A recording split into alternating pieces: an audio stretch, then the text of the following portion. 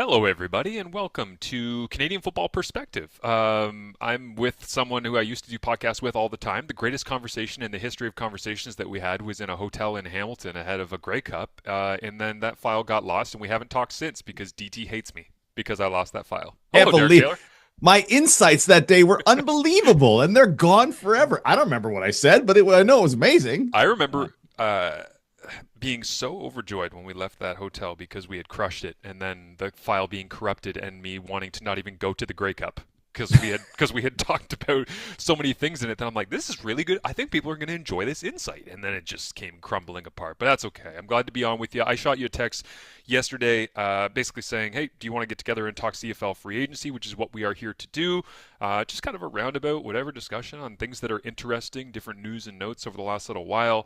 Obviously, lots of reporting, so that we don't have to say this every single time about how this thing is set up and the people that have reported on it. Shout out to Three Down Nation. Shout out to Dave Naylor. Shout out to Canadian Press and Dan Ralph, and like those are Dan all, Ralph, yeah. yeah, all the usual suspects. Farhan Lalji, of course, Yeah, yeah. yeah, Taylor Allen in Winnipeg at the Winnipeg Free Press is killing it from the Bomber side. nice. Yeah, see, this is the funny thing I find though, right?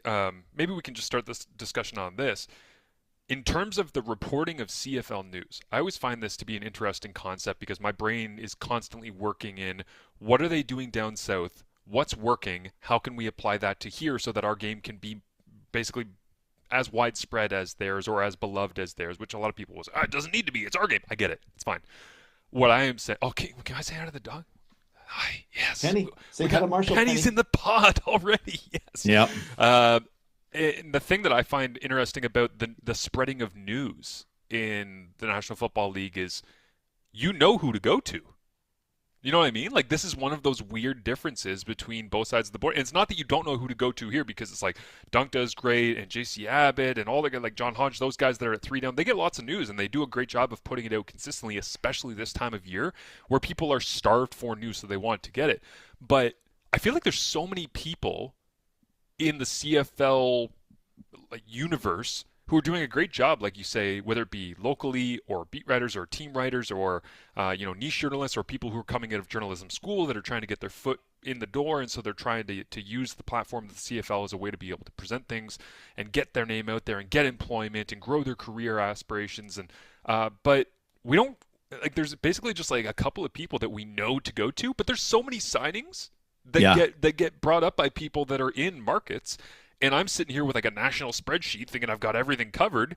And I'm sure there'll be a couple of times in this podcast where I'm like, well, it's interesting this guy's on the market. And you're like, no, actually, he's tentatively agreed because, this person in this market had that news. I find that to be so strange that we don't, there's almost like no collective way to come together. And maybe it's the splintering apart of social media that's a side effect of this as well, because some people love using X still. Some people hate it. Some people left. Some went to Blue Sky.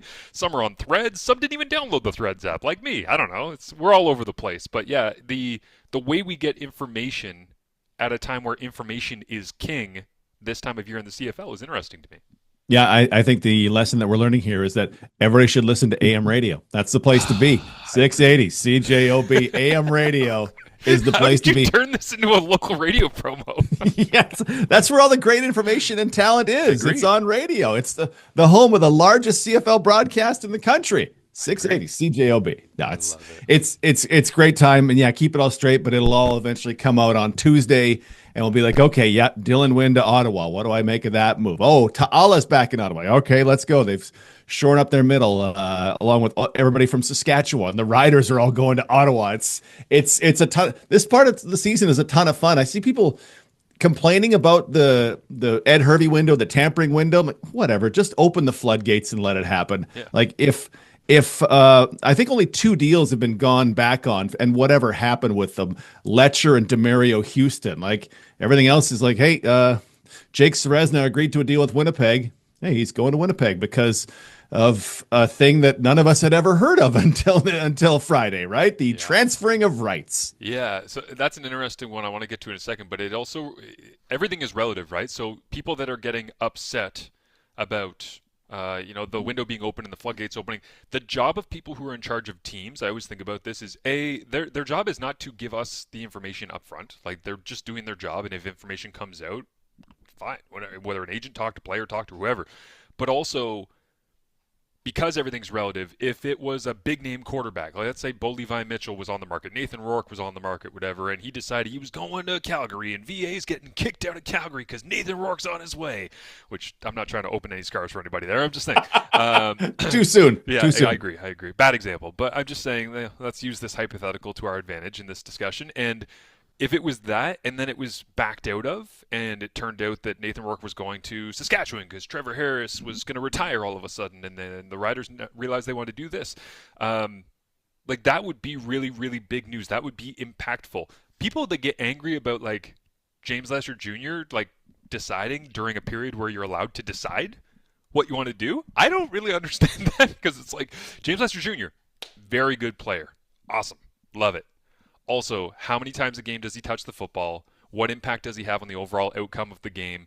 It's not the end of the world if you feel slighted as a team because, but he said he was coming and now he's not, and I am angry and I am going to be furious with this person. And when he comes, we're going to have a revenge game because he decided he didn't want to be with us. I'm like, again, if that's a quarterback, if that's like the star receiver, like Keon Hatcher did that this year or something like that, cool, I'm in. Like then your frustration is warranted. When it's a player who's good and of interest but isn't a game changer in the true sense of the word, where it's like every single play touching the ball, I'm just kind of here for like whatever, go wherever you guys want, talk to whoever you want. If you want to back out of 8 deals and sign with the 9th team, that's what the period is for, is talking to people and trying to figure out what the best deal is.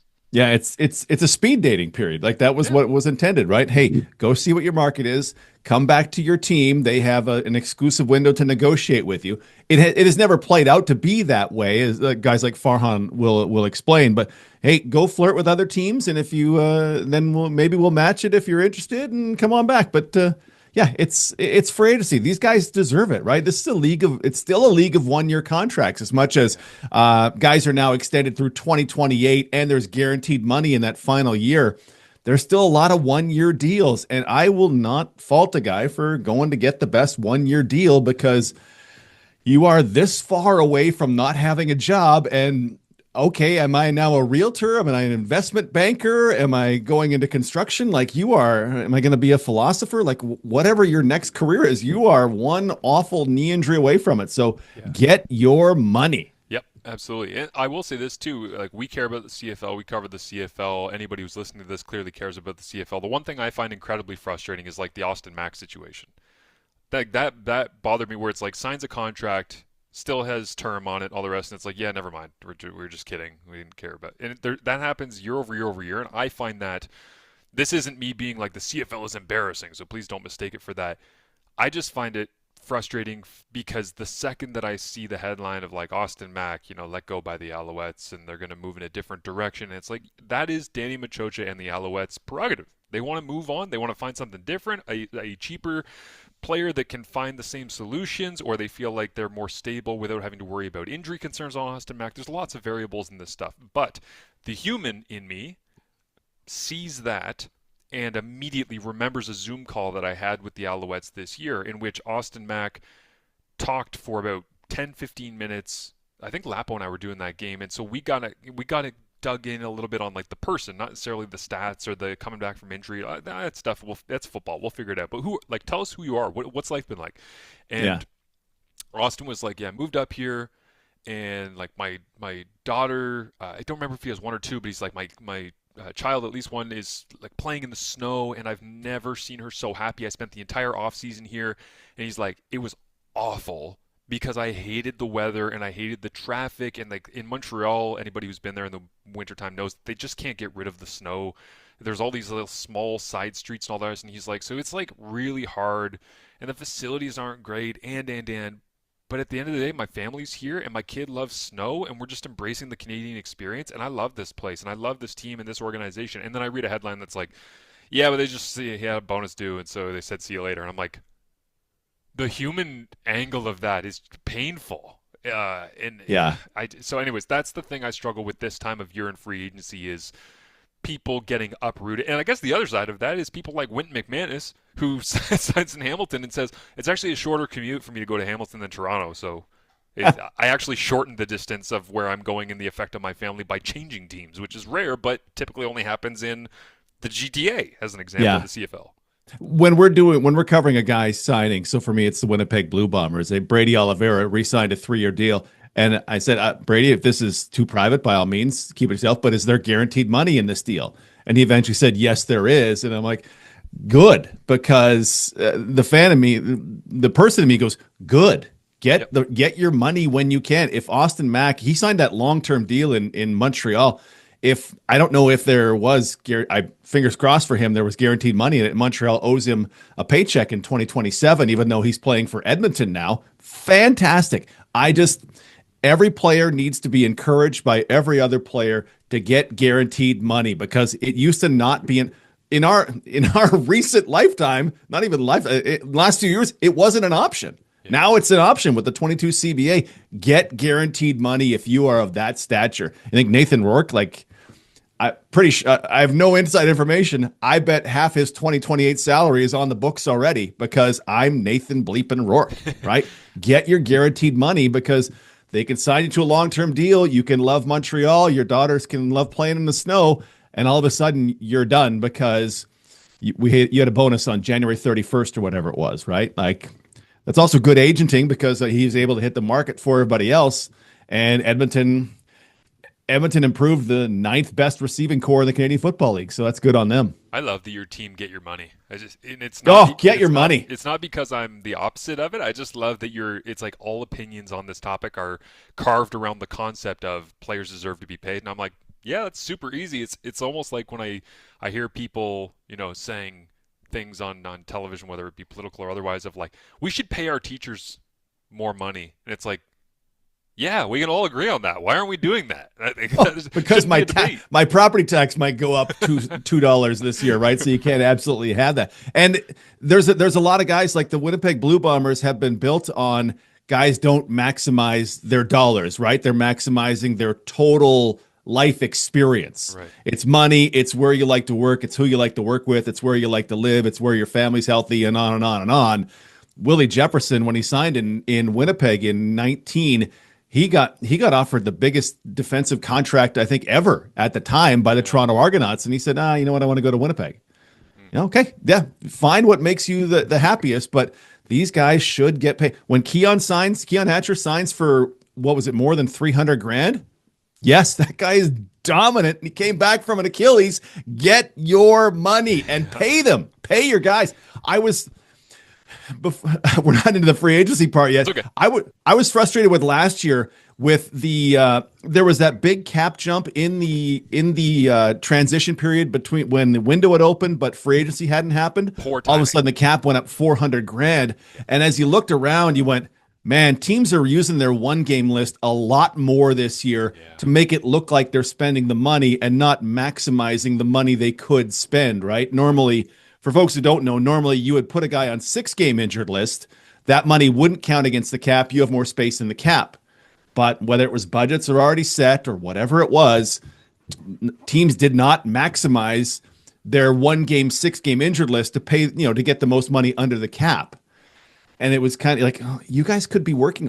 I don't know who you would give the money to, but you could be trying harder in this. You don't have to one game a guy 9 times when you could wipe all that money off the salary cap. It was strange. It was such a weird year. This year, thank goodness we knew, hey, the cap's going up 200 grand well in advance of the window. So thankfully for that, guys can get the bucks they deserve. And, Dakota Shepley can come back from the NFL for 280 grand, whatever the report was. Good on you. Yeah, absolutely. Good on Stu for getting out in front of that as well, because that was obviously a major shift that everybody knew had to happen going forward. But unpopular question, but just you struck my brain, because I've been thinking about this quietly, and I probably meant to do a little 10-minute soliloquy wondering this earlier. But did Jake Thomas steal the defensive line coaching job right out from underneath Willie Jefferson? Because it feels like Coach Willie? I'm not saying that Willie's done, but I had a conversation with Willie this year, and you know him well from being there in Winnipeg, and it blew my mind. And again, having to work in small television windows is, you don't get a chance to actually impress upon people this. When we do Zooms, I will be typing on my computer notes, and I typically do the Zoom like on my phone so I can use the notepad and I keep notes on everything that everybody is saying. 10% of it makes the broadcast, whatever. But the Willie interview this one day, I think going into a game against Ottawa at home, that Khalil Pimpleton had the big return at the end. Like Don't remind me. Don't do that to me, sorry, Marsh. sorry, sorry, sorry. But like the well, I was gonna say that was also Khalil Pimpleton, and it's 27-26.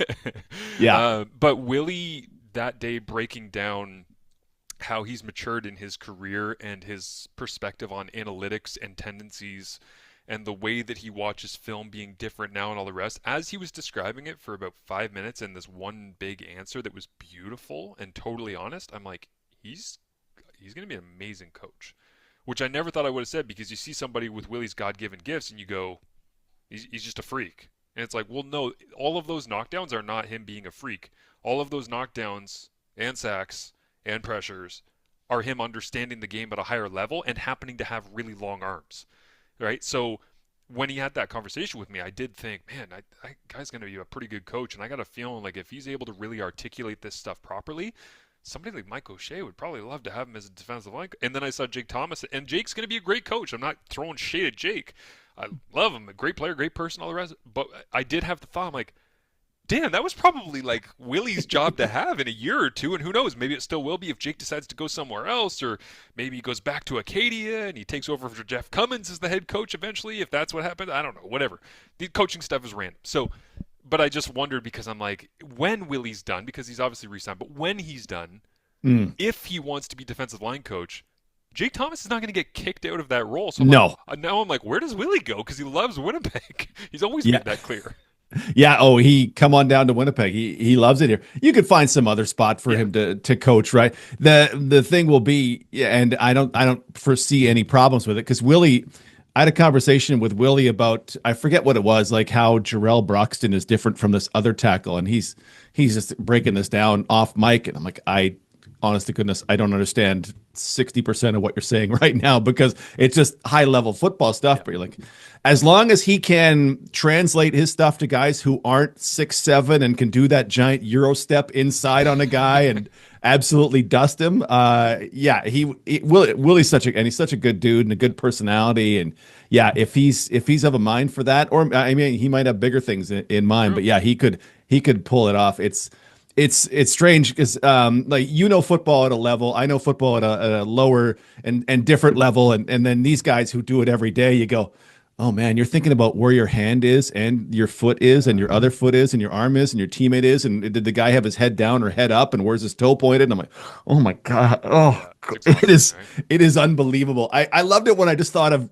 just guys bashing each other in the head. But there's so much, it's so much about, why you use a sale concept here? Oh God, Well, for me, it's touchdown, Pimpleton. Hey, there it is. But what's scary for me is that, like, I have thought about this a lot because of people like, let's say, Chris Collinsworth, right? Like, long time in the booth, used to be a receiver. How do you stay attached to the game? Because the game is forever evolving, year over year, decade to decade, generation to generation. If you're in the booth long enough, then the game starts to detach from you if you don't put the work in to stay close to the game, to really understand what the modern evolutions of this thing are.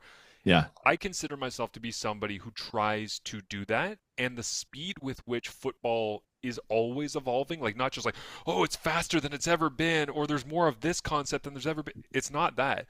It's always going quickly, and if you don't try to keep up with it, man, you're going to fall behind so fast. You're going to feel so clueless in the booth. I'm just talking from a broadcast perspective. And the reason I bring this up is I understood it at I'm going to say, honestly, if CFL level offensive knowledge, playbook knowledge, from my time in the training camp with the Calgary Stampeders in 2013, if that's 10, because I was pretty lost when I was there, but like, I got to experience what that level of understanding is like, where Bo can hear a play from Dave Dickinson in 2013, and it's a 15-word long play, and then he turns around and spits it out verbatim. I'm like, oh my God, how is that possible? That was a 10 on the 0 to 10 scale. I would say when I was in university, I was like maybe a 7 in terms of understanding, because that 8, 9, 10 is a whole different world. Now, I've been out since 2014. I have conversations with quarterbacks on Zooms during the CFL season, in which they make me feel like I understand football at a 3. or a Yeah. 4. And that's what I'm saying is like you can almost do the math on that. I pick 3 out of a random number out of a hat, but if it's 3, that's because the difference from where I ever was at a 6 or a 7 to where you got to get to 8, 9, 10 to be a decent professional quarterback, let alone an elite one or a special one or a career long special one. Like sometimes Bo, because I cover so many Tiger Cats games still, will go on these like basically talking about concepts, especially when we had Matt Dunnigan on the Zooms with us, and they start getting into high level quarterback stuff, and I immediately feel like a dumbass. I just do because it's like they think of the game at such a high level, right? And like that's why I have so much respect for everybody, including people like Trey Ford, who we'll talk about in a minute here, because people say, well, he didn't do the thing in Edmonton, and he's probably going to wash out of the league, and I'm like, Trey Ford's one of the smartest dudes I've been around. Like the fact that he didn't last in Edmonton, there's 1,000 things that go into that. It's not because he doesn't know how to run an offense. Like that's way too oversimplistic. To even stand in a professional football huddle and know how to operate it and call a play and execute the play, you minimum have to be an 8 or above in terms of football IQ level understanding. You cannot Hmm. walk into there. And I would say this too, it's super obvious when somebody who is a 5, a 6, a 7 in terms of that 0 to 10 scale of understanding and IQ steps into a huddle. And I don't even know this dude, so I'm just going to throw his name out there because it comes to mind right now. Logan Bonner, when he stepped in for that game for Calgary, I believe against Edmonton, was it not? It was like the Labor Day rematch or whatever. Like when he jumped in, um, I just remember thinking like he looks like he doesn't know what he's doing.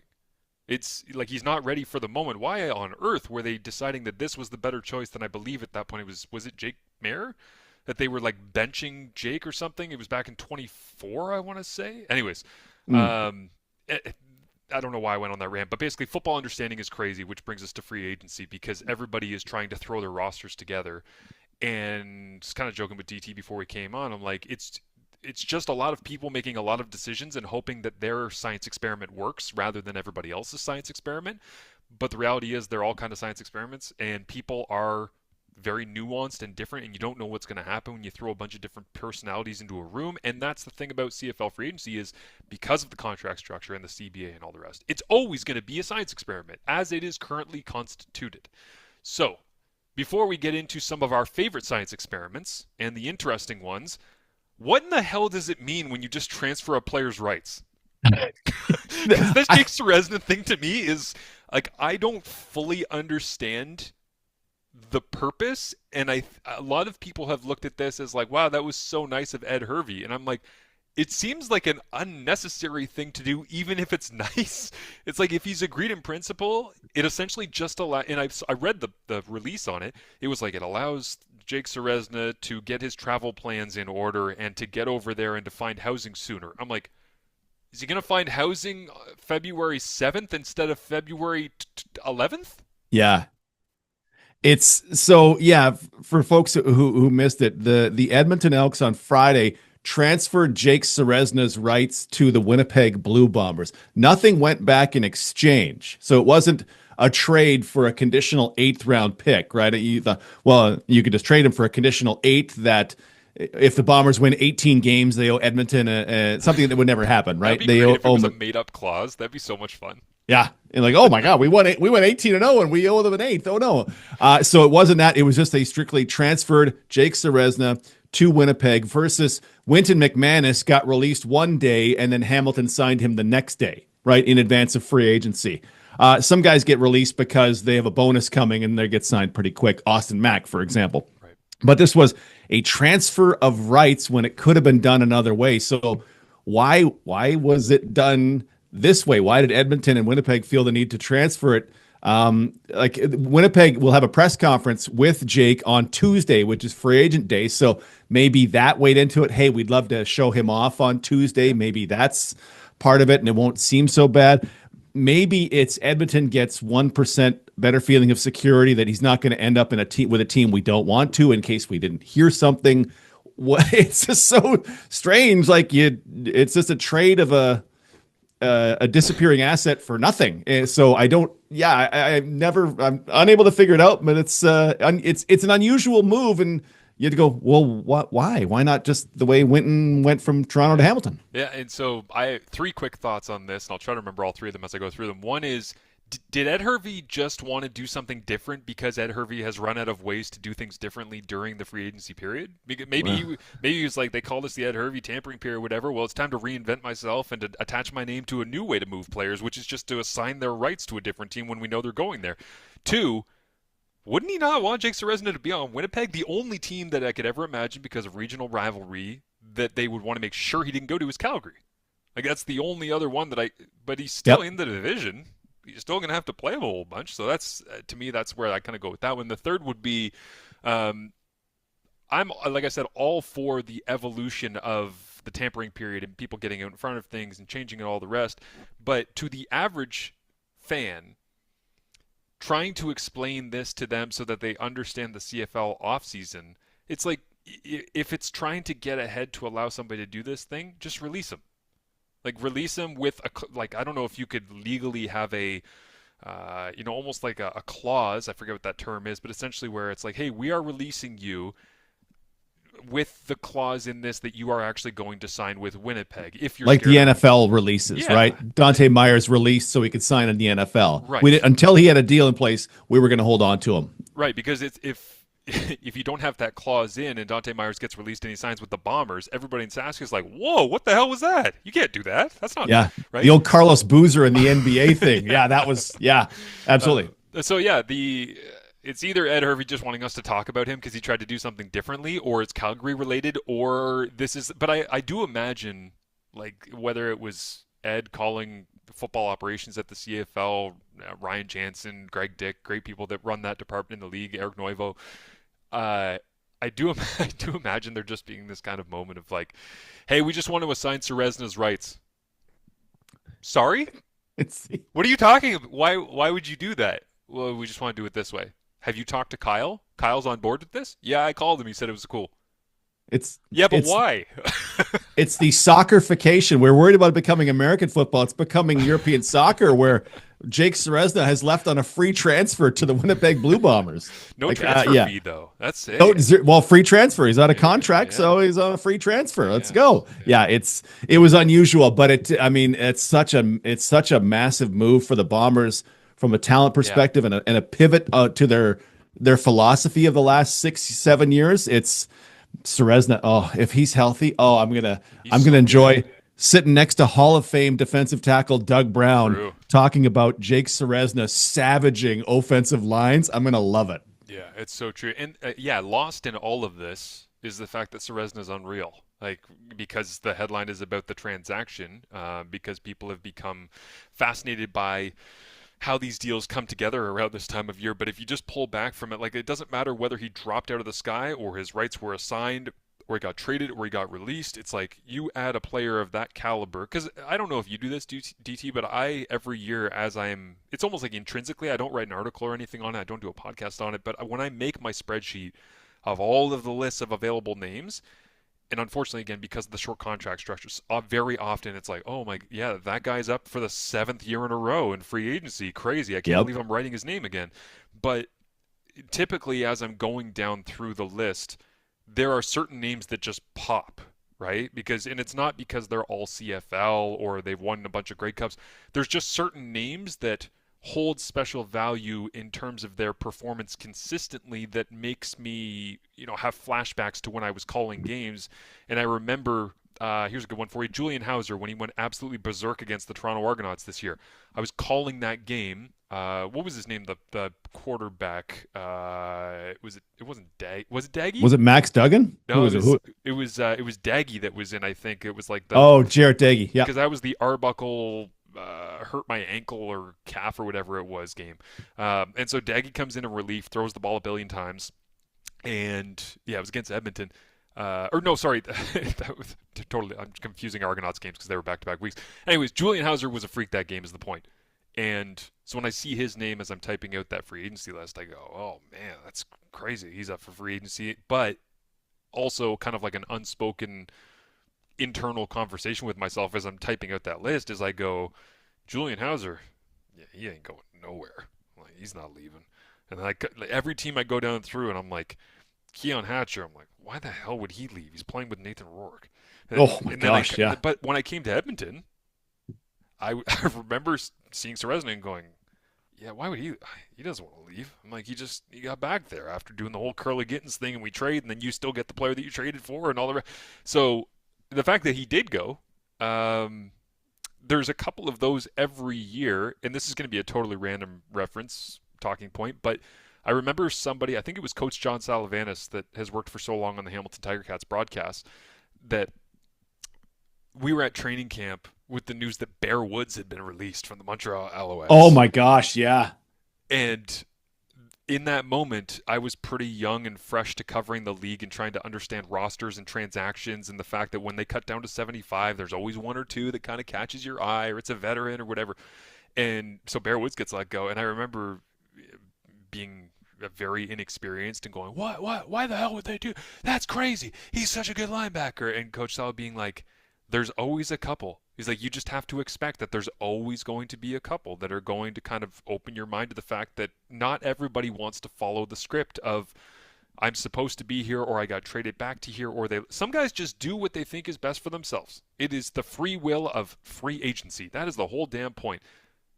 Serezna seems like that guy this year to me. And aside from the assigning of rights kind of thing, I like that he was just kind of chasing whatever he thinks is the right fit and the right spot for him. He went through the process. He was allowed to get tampered with. He got tampered with. He liked the conversations he had. He likes the money. All right, let's do this damn thing. And I love Yeah. that. That's great. Just why would Edmonton not want him back I agree. is because he gets traded to Toronto, right? And then comes back in Edmonton. And I don't like this will be the second time I meet him when he's announced for the Bombers on Tuesday. But we heard, hey, he really likes Edmonton, family thing, likes Edmonton. He's going back to Edmonton. Okay, he's in Edmonton. Now he's coming to come on down to Winnipeg, right? With interesting. But why would he was hurt 1 year, but then previous years he had 8 sacks, 10 sacks, 12 sacks. I may have reversed the 10 and 12. He's a monster in the interior. So Like good. healthy Jake Serezna, inside, outside. I don't know of a better defensive tackle, like a defensive interior presence in the Canadian Football League than a healthy Jake Serezna. I mean, I'd put a healthy Mike Rose up on that level, or the gang in BC, Jonah Tavai and Casey Sales. That's going to be something in BC together. But Tavai's season last year was phenomenal. Serezna, when he's going, you just picture him. Oh, am I going to rush from the inside? Am I going to rush from the outside? Winnipeg's going to want to run their three-man fronts and add in a linebacker. Well, is he going to be the nose, or do you stick him out in the end and put Willie on the nose just to mess with people? What's Yeah. Jordan Younger got in plans for this? And for folks in Winnipeg, they haven't seen anything like this in 5, 6, 7 since like Euclid Cummings, because they go Nice pull. rookie. Huh? Yeah, that right. I was going through it because at corner and at defensive tackle, the Bombers go with first contract guys generally. Steven Richardson became Casey Sales, became Ricky Walker, became Jamal Woods. We just thought, hey, they're going to go back to another first contract American guy, but no, they go to market and pay Jake Serezna. You go, that is a pretty dramatic pivot from Willie Jefferson, James Vaughters, a rotating cast of Canadians, which really was Jake Thomas and Cam Lawson, and then Jamal Woods as the American, Devin Adams as the other American. You go, this is a real strong pivot, because they've always thought that spot was replaceable, or else why would you not have re-signed Stove Richardson back in the day? That guy was a monster. Oh man, I forgot about him and those injuries that happened when he got to BC. That sucks. Yeah, the Achilles, and then Yeah. again, right? And you just went, man, that hurts. But he was such a force. You go, they just think that they can replace this spot, but now the pivot for the Bombers on no, they're going to the guy on the interior to work with our defensive line. I think it's a fascinating switch for the Bombers this season, and man, I'm so happy to be near Jake Serezna for 20 games, however many of the preseason, however many of the playoffs. I remember Serezna from doing again Zooms. I think 2 years ago, I believe Lapo was doing a game with me, and when he found out that he was a Cortland State guy, like D2 or D3, whatever, and Lapo just wanted to talk D3 with him the whole game, and he was like, and I remember Lapo like cramming it into the smallest window, like, "There's my D3 guy." And he was like all fired up about getting it in, that it was somebody from a random small school. I'm like, yeah, I love small schools, but then Lapo was like, "Hey, Marshall, we love our small school guys." I'm like, I went to Mac. I was like, in Canada, this is like one.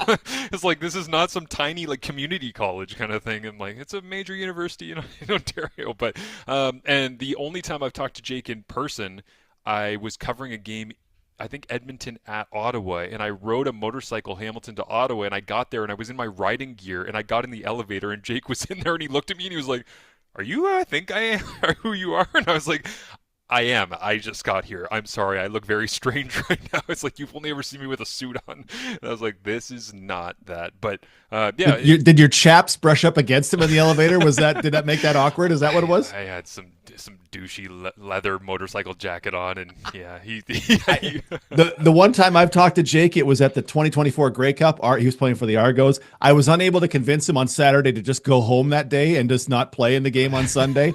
I tried.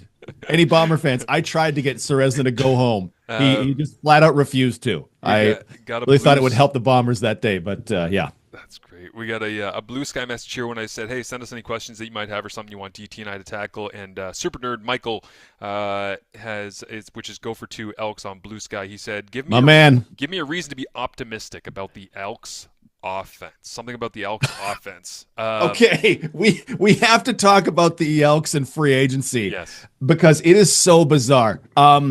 The boundary side of Austin Mack and Joe Robustelli, hook it into my veins. I love what you've done there because that was the 9th best receiving core in the league last season. I agree, but also isn't that a little bit of like the science experiment stuff that I'm talking about? Yep. Where it's like, yeah, this seems cool, and like we know what Cody and Austin are like, but we don't know what Cody and Austin are like in Edmonton because even though Davis Alexander is like, yeah, they're going to tear it up, it's like they tore it up in Montreal. This is totally different coaching staff, different surroundings, all the rest. So I'm not discounting what you're saying. It's just funny to me because all we can do this time of year is take what we see as names on the paper and go, I think that's going to be real good. And like we might get to camp and who the hell knows? I don't know. It's just such a massive talent upgrade from where they ended the season, right? So that's it.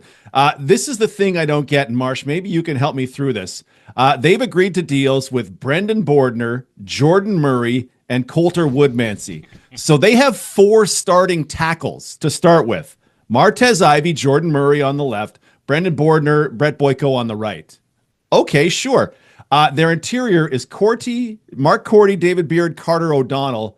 So, of course, they signed Coulter Woodmansey, who we need to talk about Coulter Woodmansey for a sec. And Mark Evans, the American, started some games. You go, okay, so you've gone to the market for 3 guys to have 4 tackles and 5 interior guys.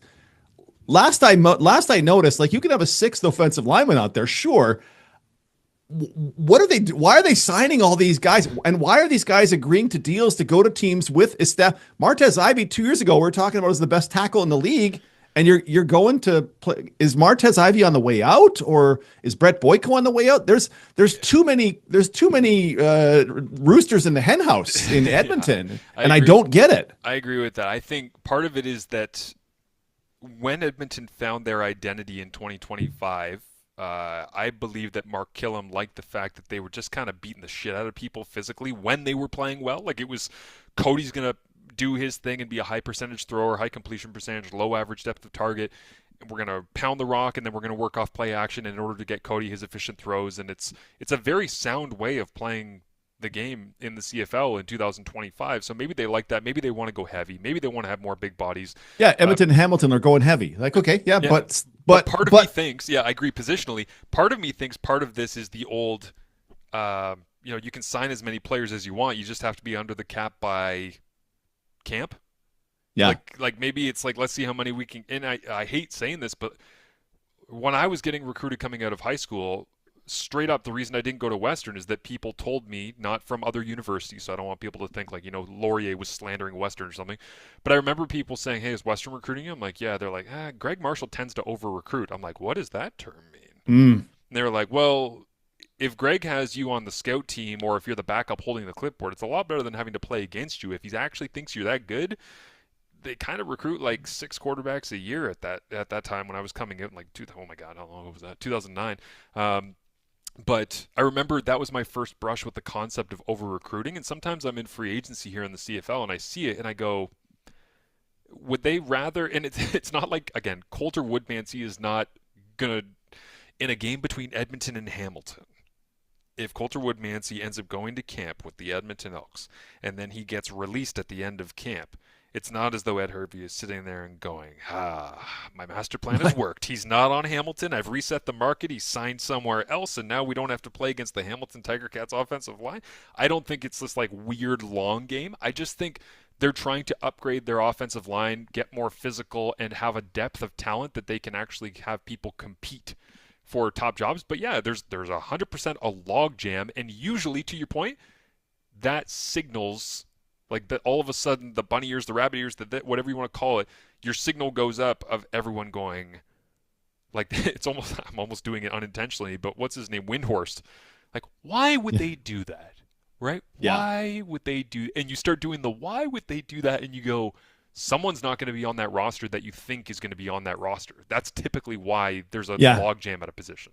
I don't 100% know why those three guys who they've acquired from actually all Hamilton, why they all agreed to it though. That's the part that for like their agent should look at this and go, okay, here's what it is. And unless they're cutting Boyko and Ivy, who signed through the season, and we have three guys who can play center in Beard, Corty, and Wood Mancy. Wood Mancy we need to discuss for a second, as I mentioned. And Carter O'Donnell's not going anywhere. Nope. Like he comes back from the NFL, he's going in, he's playing. It was just so curious. The Coulter Woodmansey part. We've talked a ton. I love PFF. Right. I love PFF like I love a cold beer on a hot Christmas morning. Coulter Woodmansey. That's a new one. You're picking up new terms since I talked to you last. Homer Simpson. It's actually an old one, so it's now new again. I like this. Young people think I'm cool when I can say stuff like that. Coulter Woodmansey was PFF's top-ranked center from 2025. I love PFF. I don't understand how they got there. When he was charged with 5 fumbles this past season, to the point where Hamilton hid the fact that he was not going to play center in the East Final. Their depth chart says Woodmansey at center, Dobson at right guard. First snap of the game, Dobson at center, Woodmansey at right guard. Those two top-ranked center in the league should be the all-star. La la. His team does not trust him to play center in the most important game of the year. Yeah. And if it's the 5 fumbles that he was charged with, I get it. I don't know exactly how many of those were, if they were all his fault or 3, whatever. But his team said, you're not playing center for us in the biggest game of the year, and we're going to hide that fact until the first snap of the game. Good shout by you. Also, something doesn't understand. Something doesn't make sense there. It also reminds me, you had prompted my mind. This is why I love our conversations, because you remember everything and you reference everything, and I'm like fly by the seat of the pants and remember random moments from the season that I thought I had long since forgotten, but it turns out my memory is somehow still intact. And one of my favorite moments of this season was Labor Day, believe it was, Hamilton going into score, I want to say right before the half, and Bo's doing everything can. He's in full F-18 fighter pilot mode of, I'm getting everybody organized and I'm in control. I get the call in, the personnel's here, I'm checking there, I'm at the line of scrimmage, hey, easy, and then checking the play at the line of scrimmage, and then trying to, and he does everything in his control as he's up against the play clock and he's up against the game clock. And I might be remembering this wrong, but if you go back and you watch Labor Day, Coulter Woodmansey has a snap. And again, this is not me trying to rag on Coulter. It's just like, I agree with you. He signed, sought after. Obviously, he would have been liked by a variety of different teams of free agency, regardless of the PFF grade that you reference. But I'm with you. Like, he had his moments where he struggled on the basic fundamentals of just get the quarterback the ball. Like, that's the job of the center. And anyways, the ball, I believe in this Labor Day game, rolls its way back. And it might have happened once. I think it happened twice in the same game, maybe even in the same half. And we had this shot, CFL on TSN, of it was like a close-up of Bo's face, and I could tell that he was yelling at him, but I couldn't tell what he was saying. And I saw Bo after the game, and he told me what he said, and I went back and looked at it, and I was like, wow, yep, it's exactly what he told me he said, which is, like, Bo's a veteran quarterback, and Coulter's a relatively young, playing at center, which is an important position with a lot of pressure on and trying to handle the protections at the line of scrimmage. And when the ball dribbles back and Bo falls on or whatever, and then it's a wasted down, you loss of 5-7 yards, Bo stands up and yells at Coulter Woodmansey, Woody, just get me the fucking ball. He's like, Wow. stop thinking about everything. Like, I'll deal with the rest of it. But he's just like, Woody, just get me the fucking ball. And I remember thinking about that. I'm like, man, that is such a vet move to be like so in control at the line that you're like, listen, dude, I'm doing 80 things.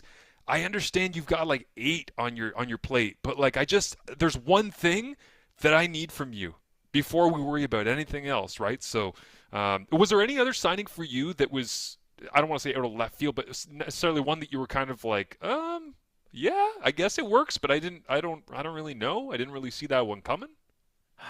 Gosh, Edmonton really stood out. Hamilton did not do a bunch. I was sad to see Montreal take Jarrett Stearns because he was really nice Yeah. in Winnipeg. Do, do, do, do, do. I guess the James Letcher to Saskatchewan kind of caught me off guard because why not Alfred. Mario Alford? Yeah. Alford's had some great seasons. He's had some decent seasons.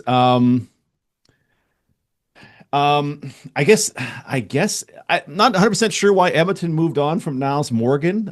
They feel like Nick Anderson is better suited to play the middle than the will. Yeah. And DeBlanco came on last year. Well, Brock Mogensen probably needs some time too. But yeah, where they're going with that. Can I give you Oh, one?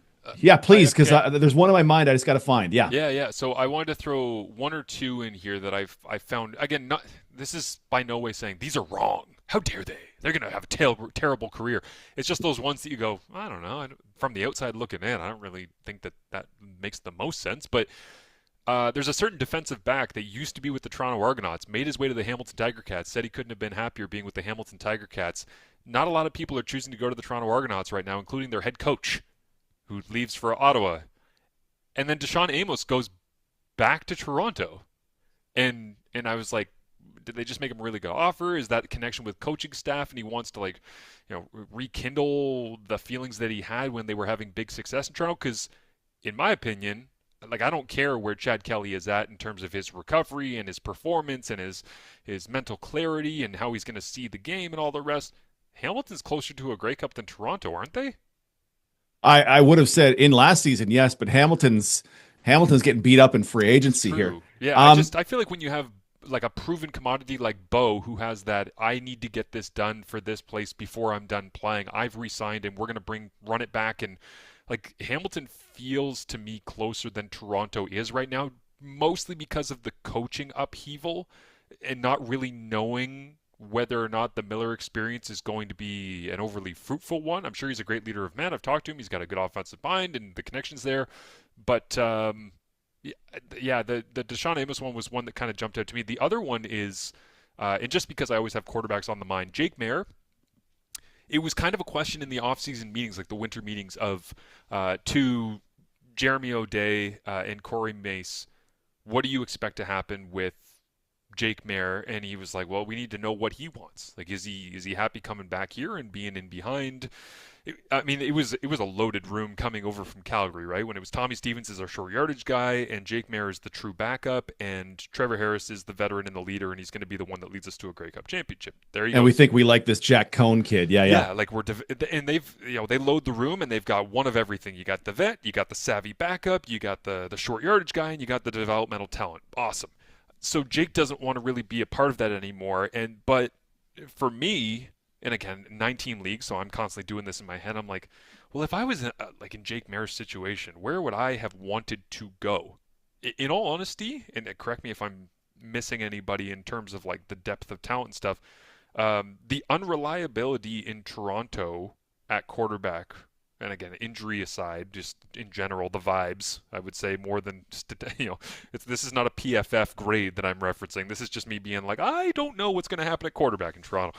Uh, I would, if I were Jake Mayer, have thought that might be a better spot than going to Ottawa Interesting. and hoping that Drew Brown gets dinged. Because the only way Jake Mayer is going into the game in Ottawa is if Drew Brown gets dinged. And sure, he's missed some time last couple of years, but when Drew Brown is on, Drew Brown is really damn good. And just throwing it in there, when Drew Brown is really sad because he's losing a game to the Winnipeg Blue Bombers for an offense on the other side that has 53 yards passing or whatever it was, when Drew Brown gets Three for eight, baby. Lived through every minute of that. Yeah, three I for eight for 54. I talked to somebody about that week. They're like, "What the hell happened in that? How did Winnipeg win that?" And I said, "Drew Brown got really sad. That's how Winnipeg won that." Like the press Yeah. conference that he gave after that game of, "I don't know how we lost, and we're probably not going to make the playoffs. And even if we do, like this doesn't look good for us." Ottawa's quarterbacking situation, I get the draw of Ryan Dinwiddie being there, and if something goes wrong with Drew Brown, then I'm sure Jake Maier really trusts what Dinwiddie is about and his ability to work with quarterbacks. But if you're just looking for a chance to play quicker rather than not, I think there was probably a team or two that might have made more sense. You think Toronto was one of them though? I Like, don't think. Well, I just don't know. Toronto's stacked. Yeah. If Kelly is right, and if Kelly will get a chance to play with whatever Chad Kelly is all about, he played 0 snaps last season. Kelly won. Nick Arbuckle's numbers and Bo Levi Mitchell's numbers are not dramatically different last season. Yeah. Like Nick Arbuckle, I mean, if Mike Miller likes him, is number 2. Jake Maier comes in as number 3, and then what value does he doesn't add the short yardage value that Tommy Stevens does in Sask or guys like that. You go to Ottawa, as I saw the Toronto Argonauts dismember, and not even dismantle, but dismember the Bombers in that 24 Grey Cup, I went, okay, I'm just convinced Ryan Dinwiddie is a genius, because that was not his starting quarterback broke his leg the game before. Nick Arbuckle, who hadn't played a ton, is the starter in the Grey Cup. Go Bombers. And just all of a sudden, this number 1 defense in the league is getting ripped up. I'm like, this guy, I'm just convinced Dinwiddie's a genius offense and game planning. Yep. I'm just convinced. So honestly, if I'm Jake Maier and I can get close to that, and Drew Brown has not been the healthiest quarterback in the Canadian Football League, when he's on, he's awesome. But he's not had luck with his health. He was scrambling against Winnipeg and hurt his knee, and you're like, oh, dang, come on, man. I wish it was going better for you. Was such a great play until he got injured. Right? And so you look at that and you go, you know what? Dinwiddie, Ottawa, the East. I see why it appealed to him. Yeah, I mean, Jake's got some stuff to offer, right? As a number 2, Jake's got stuff to offer. He can get you out of games.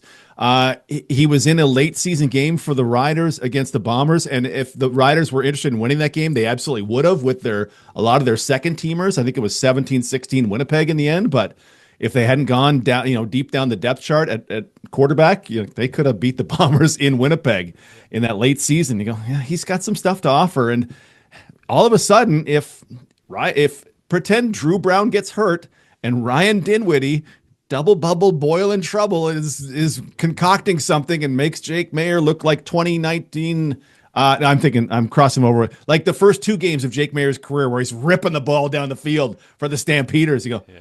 Oh, Jake Maier's back. Oh, okay. Maybe my revitalization is underway, instead of being one of the 2 guys who's the first to get guaranteed money that their team no longer wanted anything to do with. Yeah, great call by you as well on Arbuckle, because how soon I forget how incredible he was last year. So I'm very happy to eat that one. But Toronto in general, just because we're talking about the quarterback situation. Why aren't they doing anything? Well, but their back 6 looks great, but why aren't they doing anything? But their back 6 looks great, and it's basically just getting the band back together. Like, that's my whole thing is like, and even like looking at the front, it's Dwayne Hendricks is like into the fold, and then it's Robert Priester's coming back, Adarius Pickett's coming back, Deshaun Amos is coming back, and it's not that they can't be good. It's just that I always get a little bit nervous when I see a team that isn't having a lot of action, and a big chunk of that action is people who have already been there. That to me screams, reading between the lines, that they're on the phone to guys that they just know because they kind of trust them. And that's not typically the team that ends up becoming like very successful now. Like, that was the team that was really good then. Don't try to like remarry your wife from 5 years earlier, kind of thing. You know what I mean? It's like Landman season 3 coming soon on Paramount Plus. Yeah. So that makes me a little bit nervous for what Toronto was doing just organizationally at this point. But I had also heard like Adarius Pickett apparently was spending a ton of time in Toronto when he was a Red Black. So I think he just missed being in Toronto. So I'm not. Maybe that's just a lifestyle thing, because so many of these are things that we don't necessarily hear about that just kind of happen where it's like a player really liked being there on the road and so he wanted to move there because, oh my God, BC is beautiful and I can play with Nathan Rourke and I'll take a pay cut to do it and whatever. There are life variables that go well beyond just X's and O's, and football is king at all times. So, yeah, Pickett is probably more so that, and he'll be a game changer for them defensively. But I just sometimes I see that trend of, and again, this is me being picky, but also self-aware. I get really nervous when a team is throwing money at like 15 people that I have no idea how they're going to make that roster work. And I also get nervous on the opposite end of the spectrum when I see teams just bringing back people that they know, which probably says more about me than about roster creation. You like who you like, and for the reasons you like them. And I mean, as a back six, like I assume the interior is Priester, Sluka, Amos, and Pickett, right? From the halves, the safety, and then the dime, and then Franklin, McFadden on the corner, whatever they're going to do. Okay, linebackers, yes, Darkangelo had some real moments. Cam Judge continues to Cam Judge. They could go two Canadians on the defense if they go Canadian at one defensive end with Kongbo to pair with Ojo. And then, I mean, the thing I don't necessarily understand with Toronto is offensive coach. Your receivers in this moment are Coxie, Polk, Kevin Mattal, blank, blank. Like this team, and oh, by the way, they could probably go five Canadians on the offensive line, right? With Dockstader came back from the NFL late last season. Dakota Shepley's coming back from the NFL. Ryan Hunter, when he's not getting hit by a truck when he's on a scooter, whatever that story was. They have a lot of Canadian, like elite Canadian talent on that line. Why is this not? Maybe because these guys re-signed, but this is a team that was screaming out for a $300,000 American receiver to join Polk and Coxie, because you could go four Americans in here easily. It looks like, because 4 or 5. You'd be at 7. Your fake Canadian is 8. If you go 3 Americans and 2 Canadians, you have flexibility for injuries and stuff. But to look at, like, the only receivers, I don't know if your depth chart says this the same as mine, Marsh, but Coxie, Polk, Dorian Anderson, Ezekiel Tiede, and Kevin Mattal are the only receivers I see on their roster right now, with every top end Canadian offensive lineman. Like, what's Jared Wayne up to? My only thought, because I love the draft, is just being like, who have they drafted that they think they might be getting into camp that they don't have right now? Jared Wayne's the only one that comes to mind. I have their futures being Benjamin St. Juste and Ralph Hawley. St. Juste is never playing in the CFL. And Ralph Hawley, who knows? But he's a defensive guy who, if he came back, Jiminy Christmas, that defense could be Chatfield. The way Chatfield started the season. You mentioned Hendricks going back there. If it's Christmas at the other tackle, fine, okay. You'll find somebody in camp as well who will pop. And then, you draft another defensive end at some point to go with Kongbo and Ojo. And hey, Toronto's got some stuff on defense. Edmonton last year, I don't know why they didn't overload Trey Ford with top end receiving talent. Instead, went in with Benjamin Victor and I kind of forget who some of the other. Odiu Hilaire was the Z receiver, I think, in the game I called. Yeah. Like, why are you not just hammering this guy with receivers and make it work? Instead of, he threw an interception on a pass intended for Jacob Zott at one point, and props to Jacob Zott. Jacob's an offensive lineman who wears number 76. Like, that was definitely a play that happened in 2025, the year of our Lord. And Jacob Zott has been on what feels like 17 teams at this point, because he just kind of does like 1 week here, 1 week there, 1 week here, 1 week there, and he settles down for like 2 months, and then he's gone somewhere else. And then, the wandering Zotts coming to a Grey Cup near you. I love it. But that is that's the life of like the 6th offensive lineman, and when he has found his fit, he's been utilized. Like, some people, absolutely, purpose, right? But the reality is that it's like that's there's just different levels. Let's talk a little bit about Saskatchewan getting what is your thought right now on what the Riders are going through and how they're managing it? Hi, everybody. We talked way too long in this podcast, and so we have decided that we are going to split it into 2. So this is the end of episode 1. Derek, great job on the first part of the show. I don't know what we talked about, but people can wait around for part 2 if they'd like. went down some blind alleys in line one. Episode 2 is where we really get into some hard football stuff. Like, I've got some questions about why dudes are going to Edmonton and what Sask is going to do when other teams are coming to pick their bones clean in free agency. So, yeah, stick around for that.